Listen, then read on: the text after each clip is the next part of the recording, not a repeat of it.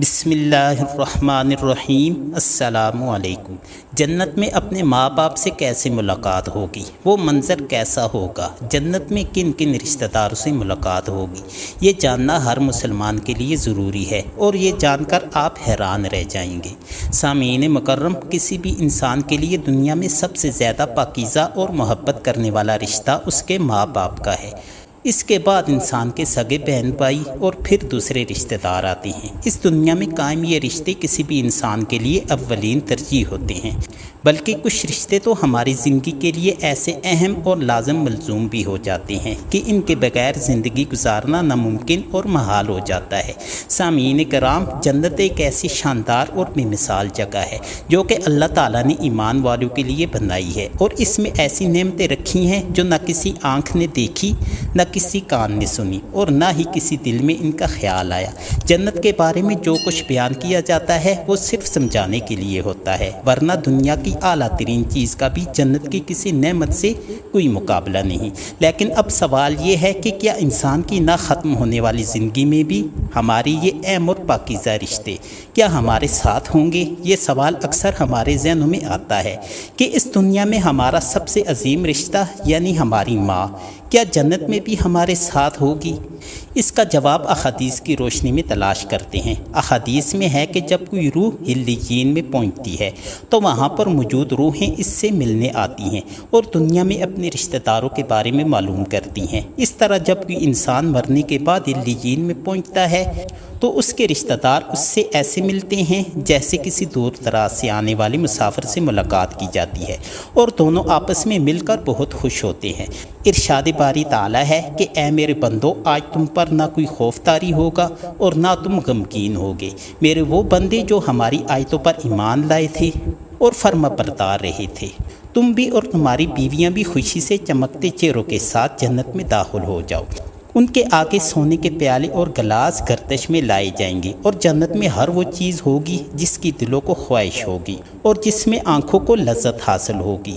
ان سے کہا جائے گا کہ اس جنت میں تم ہمیشہ رہو گے۔ سامعین کرام، ان آیات سے یہ بات ثابت ہوتی ہے کہ جنتی مردوں کی بیویاں بھی جنت میں ان کے ساتھ ہوں گی اور ایک ساتھ جنت میں رہیں گے۔ جنت میں انہیں ہر وہ چیز مہیا کی جائے گی جس کی وہ خواہش کریں گے۔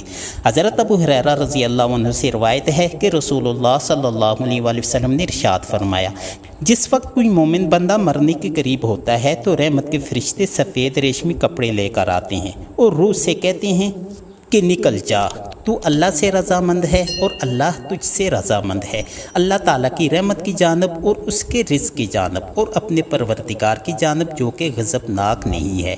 پھر وہ روح اس طرح معطر ہو کر نکل جاتی ہے جس طرح سے عمدہ خوشبودار مشک، اور فرشتے اسے اپنے ہاتھ میں اٹھائے ہوئے آسماں کے دروازوں پر لے جاتے ہیں تو آسماں والے فرشتے کہتے ہیں کہ کیا عمدہ خوشبو ہے جو کہ زمین سے آئی ہے۔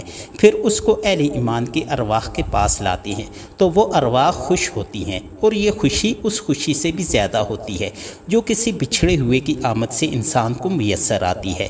پھر وہ پہلے سے موجود مومنین اس نئے آنے والے سے دریافت کرتے ہیں کہ فلاں آدمی نے کیا کیا اور فلاں آدمی کا کیا ہوا، یعنی جس شخص کو دنیا میں چھوڑ کر گئے تھے اب وہ کس طرح کے کاموں میں مشغول ہیں۔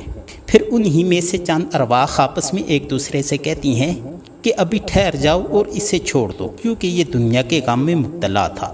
یہ روح پوچھتی ہے کہ کیا وہ شخص ابھی تم لوگوں کے پاس نہیں پہنچا؟ وہ تو کب کا مر چکا تھا۔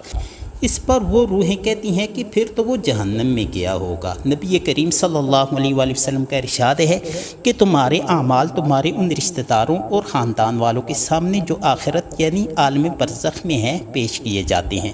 اگر نیک عمل ہوں تو وہ خوش ہوتے ہیں اور کہتے ہیں کہ اے اللہ، آپ کا فضل اور رحمت ہے، بس اپنی یہ نعمت اس پر پوری کیجیے۔ اس طرح ان پر گناہ گار شخص کا بھی عمل پیش ہوتا ہے تو وہ کہتے ہیں کہ اے اللہ، اس کے دل میں نیکی ڈال دے جو تیری رضا اور قرب کا سبب بن جائے۔ مختلف روایات سے معلوم ہوتا ہے کہ جنت میں مختلف رشتہ دار ایک دوسرے کو پہچانتے ہوں گے اور ایک دوسرے سے ملتے جلتے رہیں گے، اور ان میں سے بعض کو ایک ساتھ رکھا جائے گا۔ سورہ طور کی آیت نمبر 21 میں اللہ تعالیٰ کا فرمان ہے، اور جو لوگ ایمان لائے اور ان کی اولاد نے بھی ایمان میں ان کی پیروی کی تو ان کی اولاد کو ہم انہی کے ساتھ شامل کر دیں گے اور ان کے عمل میں سے کسی چیز کی کمی نہیں کریں گے۔ حضرت ابن عباس رضی اللہ عنہ سے روایت ہے کہ بے شک اللہ تعالیٰ مومنوں کی آنکھوں کو ٹھنڈا کرنے کے لیے ان کی اولاد کو ان کے اصل مقام بلند کر کے ان کے پاس ان کے درجے میں پہنچا دیں گے، اگرچہ کہ یہ اولاد اپنے اعمال کے اعتبار سے اس درجہ تک نہ پہنچتی ہو۔ پھر آپ صلی اللہ علیہ وآلہ وسلم نے یہ آیت مبارکہ تلاوت فرمائی، اور جو لوگ ایمان لائے ہیں اور ان کی اولاد نے بھی ان کی پیروی کی۔ اس سے معلوم ہوتا ہے کہ انسانوں کی اولاد کو ان کی خواہش کے مطابق ان کے ساتھ ہی رکھا جائے گا۔ جو لوگ جنت میں جائیں گے تو یقیناً یہ وہ لوگ ہوں گے جنہوں نے اس دنیا میں نیک اعمال کیے ہوں گے، جبکہ ایسے لوگ بھی ہوں گے جنہوں نے گناہ کیے ہوں گے لیکن اپنے گناہوں پر شرمندہ ہو کر اس دنیا ہی میں معافی مانگ لی ہوگی یا صدقے دل سے توبہ استغفار کر لی ہوگی، تو اللہ تعالیٰ ان کو معاف فرما کر جنت میں داخل کر دے گا، جہاں اللہ ان کی ہر خواہش پوری کرے گا۔ اور یقیناً اس کی خواہشات میں سے ایک خواہش یہ بھی ہوگی کہ دنیا میں اس سے جو بھی گناہ سرزد ہو چکے ہوں یا کوئی گناہ والے اعمال اس نے کیے ہوں تو اس کے وہ تمام اعمال بھلا دیے جائیں، کیونکہ جنت میں امن و سکون کی جگہ ہوگی جہاں منفی خیالات اور غم و غصہ کی کوئی گنجائش نہ ہوگی، اور ایک مومن اور جنتی کے لیے ہر طرف خوشحالی ہی خوشحالی ہوگی، جیسا کہ سورہ بقرہ کی آیت نمبر 25 میں ارشاد باری تعالیٰ ہے، اور جو لوگ ایمان لائے اور نیک عمل کرتے رہے ان کو خوشخبری سنا دو کہ ان کے لیے جنت کے باغ ہیں جن کے نیچے نہریں بہہ رہی ہیں، جب انہیں ان میں سے کسی قسم کا میوہ کھانے کو دیا جائے تو کہیں گے کہ یہ تو وہی ہے جو ہم کو پہلے دیا گیا تھا، اور انہیں ایک دوسرے کے ہم شکل میوے دیے جائیں گے، اور وہاں ان کے لیے پاک بیویاں ہوں گی اور وہ جنت میں ہمیشہ رہیں گے۔ رسول اللہ صلی اللہ علیہ وآلہ وسلم کا ارشاد ہے کہ جب اہل جنت میں داخل ہوں گے اور ان میں سے کسی کو اپنے بھائیوں اور رشتہ داروں سے ملنے کی خواہش ہوگی تو اس کا بسترہ اسے اڑا کر ان کے بستروں کے برابر پہنچا دے گا، اور پھر دونوں تکیہ لگا کر دنیا میں گزرے ہوئے دنوں کے بارے میں باتیں کرنے لگیں گے۔ ان میں سے ایک اپنے ساتھی سے کہے گا کہ تمہیں یاد ہے کہ اللہ تعالیٰ نے فلاں فلاں جگہ پر ہماری مغفرت فرمائی تھی۔ حضرت عبداللہ ابن مسعود رضی اللہ عنہ سے روایت ہے کہ نبی کریم صلی اللہ علیہ وآلہ وسلم نے ارشاد فرمایا، مجھے اچھی طرح معلوم ہے کہ سب سے آخر میں جہنم سے کون نکالا جائے گا یا سب سے آخر میں کون جنت میں داخل ہوگا۔ یہ آدمی اپنے جسم کو گھسیٹتا ہوا جہنم سے باہر نکلے گا، چنانچہ اللہ تعالیٰ اس سے فرمائیں گے کہ جا جنت میں داخل ہو جا۔ وہ جنت میں داخل ہوگا تو اسے گمان گزرے گا کہ شاید یہ بھری ہوئی ہے، چنانچہ وہ واپس ہو کر عرض گزار ہوگا کہ اے رب وہ تو بھری ہوئی ہے، بس اللہ تعالیٰ اس سے فرمائے گا کہ جا جنت میں چلا جا، لہٰذا وہ جنت میں داخل ہوگا۔ جنت میں جا کر اسے پھر گمان گزرے گا کہ شاید یہ بھری ہوئی ہے، بس وہ واپس لوٹ کر پھر عرض کرے گا کہ اے رب میں نے تو وہ بھری ہوئی پائی ہے، چنانچہ اللہ تعالیٰ اس سے فرمائے گا کہ جا اور جنت میں داخل ہو، کیونکہ تیرے لیے جنت میں دنیا کے برابر بلکہ اس سے بھی 10 گنا زیادہ حصہ ہے۔ وہ عرض کرے گا کہ اے اللہ کیا تو مجھ سے مذاق کرتا ہے، حالانکہ حقیقی مالک تو ہی ہے۔ حضرت عبداللہ ابن مسعود رضی اللہ عنہ بیان کرتے ہیں کہ میں نے دیکھا کہ اس پر رسول اللہ صلی اللہ علیہ وآلہ وسلم ہنس پڑے، یہاں تک کہ آپ صلی اللہ علیہ وآلہ وسلم کے دندان مبارک نظر آنے لگے۔ آپ صلی اللہ علیہ وآلہ وسلم فرماتے تھے کہ یہ اہل جنت کے سب سے کم درجہ والے شخص کا حال ہے۔ اللہ تعالیٰ سے دعا ہے کہ ہمیں اس دنیا کی آزمائش میں کامیاب و کامران فرما کر جنت میں داخل فرمائے اور ہمارا خاتمہ بالخیر فرمائے، آمین۔